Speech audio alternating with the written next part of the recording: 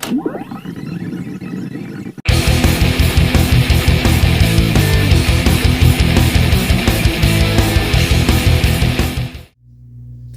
evening, everybody. Welcome back to my channel. Thank you all for tuning in. So this video is inspired by Dan from Off the Charts. He did a video not too long ago about albums that he should love, but he doesn't.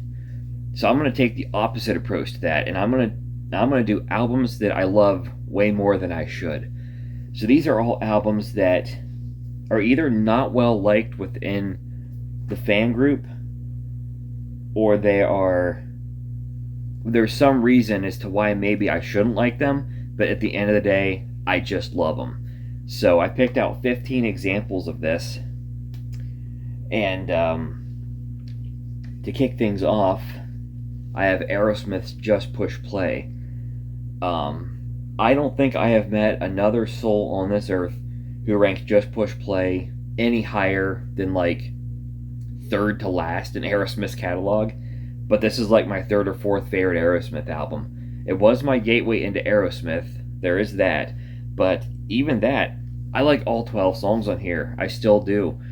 I think this is the most outdated sounding album in Aerosmith's collection, and for a band that dates back to the 70s, had big hits through the 80s, into the 90s and 2000s, the fact that their 2001 album is the most out-of-date sounding is kind of shocking in a way, but there you have it. I do think this is the most dated sounding record, but I love it. I love the vibe of it. It just has that kind of early 2000s futuristic sort of vibe to it. I don't know if anybody remembers back in the early 2000s around Y2K 2001, and like we were shifting in from the 19s into the 20s, and everything just felt like it was futuristic and all that. And this album just sort of captures that vibe for me. But I love the title track, Just Push Play, even though it's Aerosmith's take on a rap song. Jaded, I don't care how overplayed it is, that song's catchy as heck. Fly Away From Here is a great ballad. I like Sunshine a lot. Love Lies is a great mellow tune. Light Inside is a great deep cut as well. So yeah, I love this album. Love it. Next up, I've got Beatles for Sale from the Beatles. Another album that for the Beatles often ranked toward the bottom of the fan favorite list. I would say this is somewhere in mid-pack for me. I definitely like it more, I think, than the average person. But despite the fact that there's a lot of cover songs on here, which I think is why most people tend to not rate it so high, I dig a lot of the cover songs. I also dig a lot of the originals. No Reply, I'm a Loser, Babies in Black. I like those first three songs a lot. I like the cover of Rock and Roll Music and I'll Follow the Sun. The first 5 songs in this album, I like as much as any pre-Rubber Soul Beatles album at all. Mr. Moonlight's okay. Then you got like the Kansas City Hey Hey Hey medley, which, take it or leave it. 8 Days a Week is pretty classic Beatles. I do like Words of Love. That's a great cover as well. I Don't Want to Spoil the Party. Everybody's Trying to Be My Baby. I think this is a fun album from start to finish. Maybe 1 or 2 songs on here that, whatever. But honestly, this is my favorite pre-Rubber Soul Beatles album. Well, this and Help would be like neck and neck for my favorite pre-Rubber Soul album, which Rubber Soul is my favorite Beatles album, but I like this one a lot. I like this, I think, more. I rank this higher than the average Beatles ranking would have it. All right, another one of the... I've been getting into Black Sabbath a lot lately, and one of the albums that seems to be hit or miss for a lot of people, hits real hard for me, and that is Born Again. This is probably my 3rd or 4th favorite Sabbath album, but for one, I like Ian Gillan. I love Ian Gillan. I think he's great. I love him in Deep Purple. It's an odd fit for Sabbath in a way for me. It doesn't... Ian Gillan's voice does not scream Black Sabbath to me. And the production on this album, is not very good, but it works. For some way, somehow, it just works. And I love these tracks. Trashed is awesome. Disturbing the Priest is awesome. Zero to Hero is cool. Digital Bitch is great. Born Again, Hotline, Keep It Warm. It works for me. Even though that I don't know that it should. Production wise, it reminds me a lot of Hotter Than Hell from Kiss, which is my favorite Kiss album. Terrible production, but for that specific album, I think it works. Would not work for any other Kiss album. Likewise, this production would not work for any other Sabbath album, but it works for this one. So, Born Again, I love this one. This is a top 5 Sabbath album for me pretty easily. All right, next up we've got Blondie, Panic of Girls. I would say this has become my favorite of the more modern Blondie albums. Why shouldn't I like it?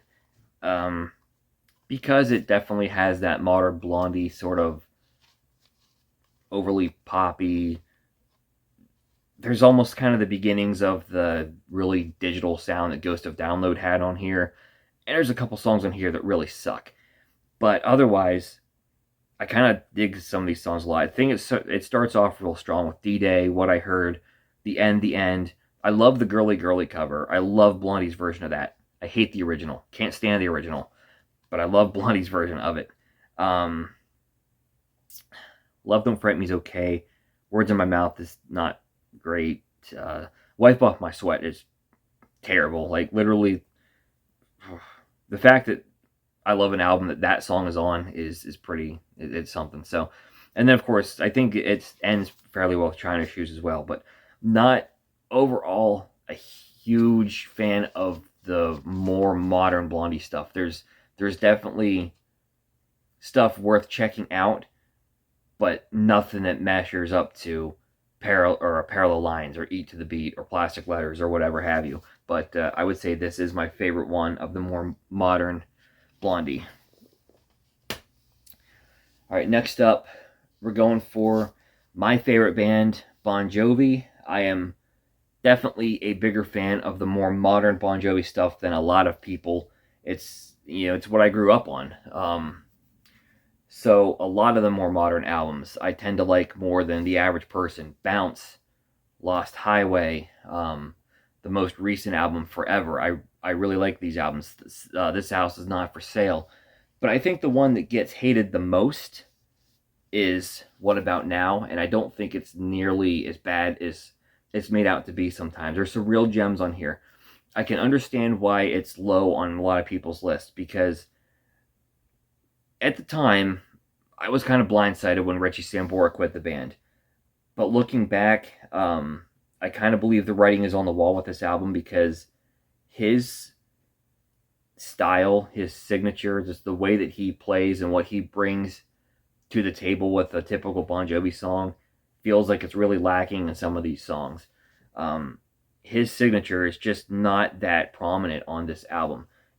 There's moments, sure, but this is a very light Richie album. I do like the solo and Because We Can. But outside of that, I think there's some real gems on here. I'm With You is an awesome song. Pictures of You is really good. That's What the Water Made Me is really good. I love What's Left of Me. I love The Fighter. I love the bonus track on here, Into the Echo. So definitely some gems on here. Not as bad as it's made out to be. All right, another one here, and I picked this one because I'm not really typically a country fan, but I love this album. The 10-star album as far as I'm concerned. Brooks and Dunn, Brand New Man. Really fun listen. I guess I respect country more than I like it, if that makes sense, because country, well, at least older country, I don't know about the more modern stuff. The more modern stuff is, I guess the word poser comes to my mind, but who am I to judge? I'm not really a country guy. But the older stuff, I kind of feel like they're musicians who played their instruments, they wrote their songs, so they're not like these kind of more modern pop stars that have 75 different people writing their songs, and then they come on and throw some auto-tuned vocals on top of it, which is like the worst kind of music known to mankind as far as I'm concerned. So I respect country in that aspect, though it never really spoke to me as much as a lot of the people that live around me, I guess. But I think this is a fantastic album. I like every song on here. So yeah, an album maybe that I shouldn't love as much as I do, but I do. All right, next up we have Def Leppard, Euphoria. So with Def Leppard, Pyromania is a great album. Hysteria is, I'm burnt out on Hysteria. I'm burnt out on most of those songs. Some of the songs I still enjoy, but there's a major burnout factor, and that album is so glossy and overproduced that it kind of is irritating to me. Adrenalize feels like the songs that didn't make Hysteria, basically. Like, just the leftovers to me is what that album feels like. Slang was terrible, and the album that comes after this, X, is also terrible. But right in the middle, you have this sort of glossy, overproduced, poppy Def Leppard album that I really love for some reason.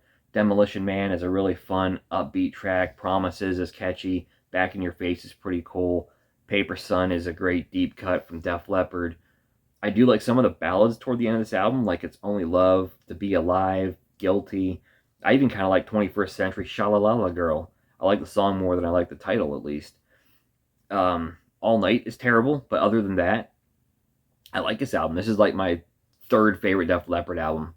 After X, I think they get back on track. Songs from the Sparkle Lounge is underrated as hell, but and that's my favorite Def Leppard album. And then since then, I think they've put out some pretty decent material, but kind of in that middle section of their catalog where you just have a bunch of these kind of not very good, overproduced, terrible albums. I really, for some reason, love Euphoria.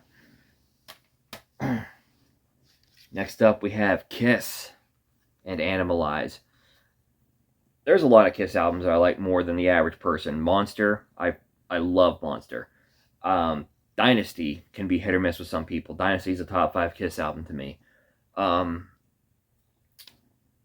would defend Crazy Nights, though I wouldn't rank it that high. It's probably like, out of 20 studio albums, it's probably like 14 at the highest, 15, 16. But I think Crazy Nights definitely has its moments, and I would defend it against people who say that it's terrible. But this album, I love this album. This is my second favorite Kiss album, by the way. I love the sound on here. I kind of love what they're going for with the more guitar shreddy kind of thing with Mark St. John in the band. You know, it didn't work out with Mark, but I kind of like the direction that they were going with him in the band. I think Paul Stanley is on fire with this album. I think his tracks are just top notch. I've had enough Into the Fire. I think one of the most underrated songs in the catalog. Heaven's on Fire, great catchy tune. Get All You Can Take is awesome. Under the Gun is awesome. Thrills in the Night's pretty good as well. I think the hang up most people have with this is the Gene songs on here. I think Gene at this point was, this is kind of the beginning of him checking out for a handful of albums as he's off trying to be a movie star and whatnot. And yeah, his songs are, you can objectively look at them and be like, yeah, they're not that good. I mean, Burn Bitch Burn is pretty cringy, but I love it for some reason. It's just got a nice groove to it. I like the riff. It's got a great groove, and as cringe as some of the lyrics are, it's like, man, only Gene could pull it off. Yeah, anybody else could sing that, but Gene can pull it off just because it's Gene. Lonely's a Hunter has grown on me. Wild City Sleeps is decent, and Murder in High Heels, another song, gets a lot of crap, but I like it. I like the riff, I like the groove. I think the only thing, to me, it could use a stronger chorus, but otherwise, Murder in High Heels, I think, is kind of overhated too. So I really dig Animalize. I'm a big fan of it. All right, next up we've got Led Zeppelin's In Through the Outdoor, another one that generally is ranked at the bottom of the Led Zeppelin catalog. To me, this is a little bit more like my third or fourth favorite Zeppelin album. So I do like it more, I think, than most people. In the Evening is great. Southbound Suarez, Full in the Rain. I even like Hot Dog, personally. Cara Salambra is my favorite song on the album. Just 10-minute epic. It kind of like feels like 3 songs within one, but I really dig it.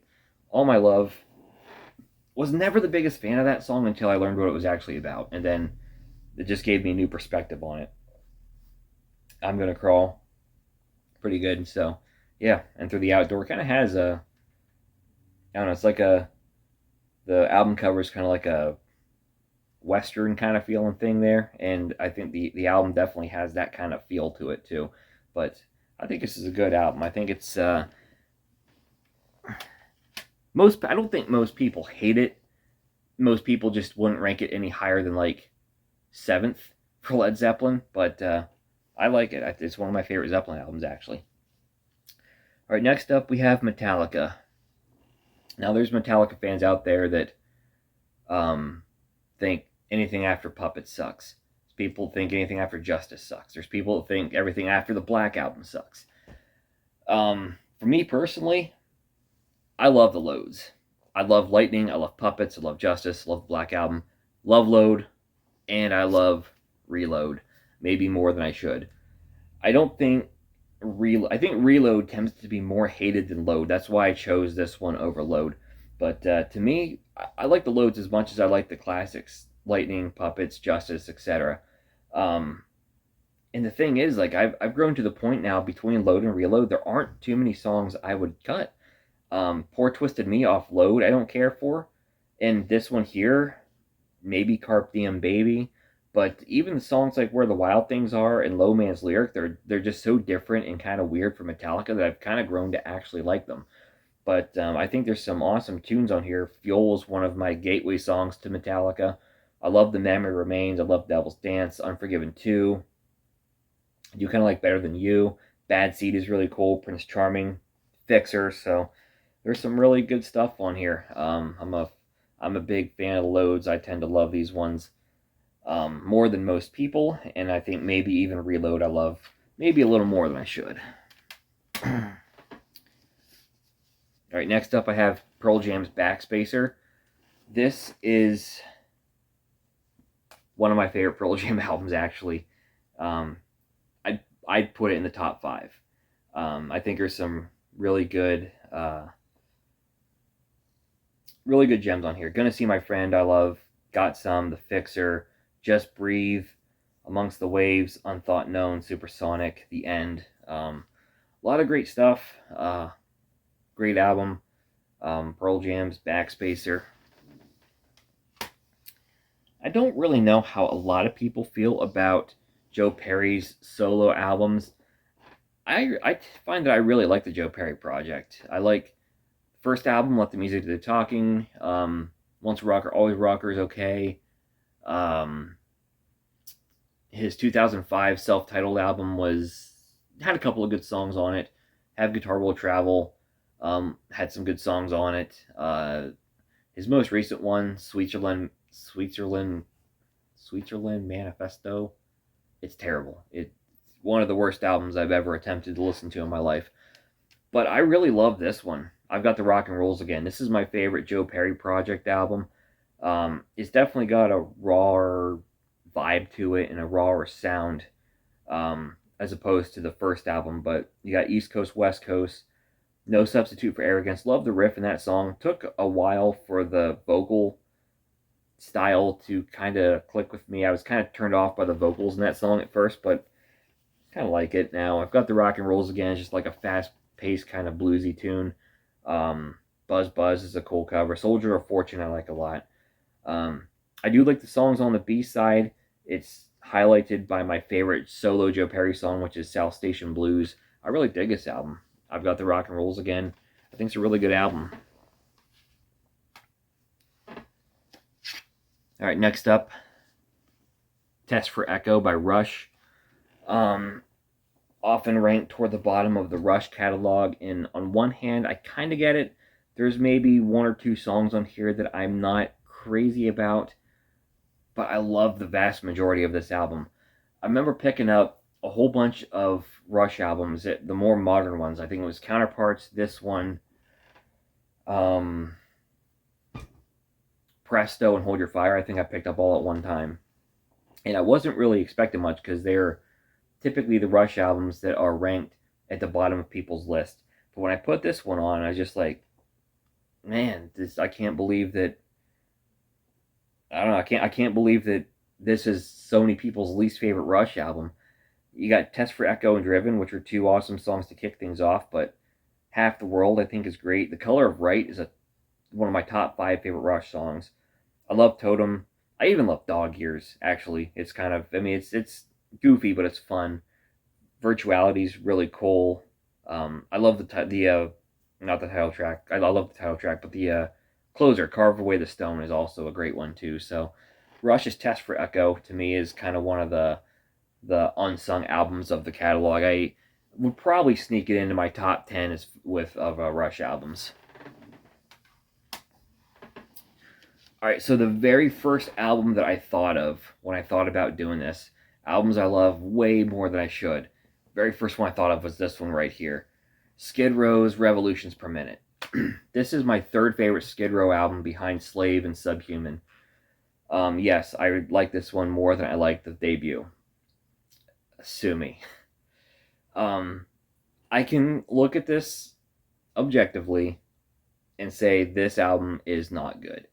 It feels very simplistic. Like, this feels like an album that some garage band just put out. And if that were the case, it would be pretty good. But this is a band that had hits like 18 in Life and I Remember You and Youth Gone Wild.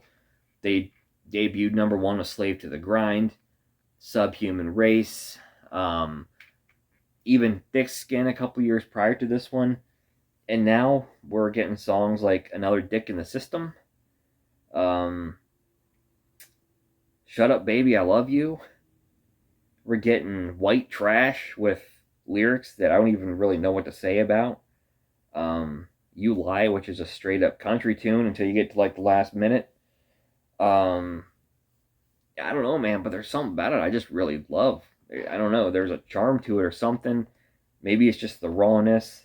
Maybe it's the emotion that Solinger sings with. And heck, I don't even really like Johnny Solinger's voice that much, especially with Skid Row. I never thought he was a good fit for Skid Row, but something about this album just works for me. I don't know that I can quite pinpoint it, but man, this is I love this one, even though I would not blame anybody who said this album was terrible, because objectively it probably is. But I don't know, there's just something about it. There's just something about that one I love. All right, last but certainly not least to me, I have Van Halen's Diver Down. Generally ranked as the bottom of the Roth era albums, basically because of all the cover songs, just like Beatles for Sale earlier in my video. But I love the covers. I think these covers were all Van Halenized. Where Have All the Good Times Gone is my favorite cover tune from Van Halen. I think Oh Pretty Woman is done well. Dancing in the Streets is done well. Big Bad Bill is a lot of fun. Happy Trails is just kind of a fun little ditty to close things out on. You've got 3 instrumentals, Cathedral, which I love, Intruder, which I love, and Little Guitar's Intro, which works. And then you've only got 4 original Van Halen tunes on here. Hang 'em High, Secrets, Little Guitars, and The Full Bug. All 4 of which are top-notch Van Halen as far as I'm concerned. But between the covers and kind of all the like the fillerish stuff, people tend to rank this one fairly low. But I think as a finished product, this is just a fun listen to from start to finish. I got this for my 13th birthday, and I just obsessed with it over that weekend, the coming weeks, and it just stuck with me for some reason. I've long considered Diver Down to be my favorite Van Halen album. Really, between this and Fair Warning is kind of where I am, but I really love Diver Down. I think it's a great album, despite the covers, despite the filler, all that. I mean, they may have thrown this together in, 2 weeks? But I think at this point, Van Halen could crap out a pot of gold. And that's, to me, I guess what happened here. Diver Down, I love it. I love every second of it. And there you go. Those are 15 albums that I love maybe way more than I should. So if you like this kind of content, please give me a thumbs up, subscribe to the channel, and of course in the comments below, let me know 15 albums or however many albums that you can think of. Albums that you love maybe way more than you should. And if you like our cat Brooke here, give a thumbs up for her too. So, yeah, I guess I'll catch you next time.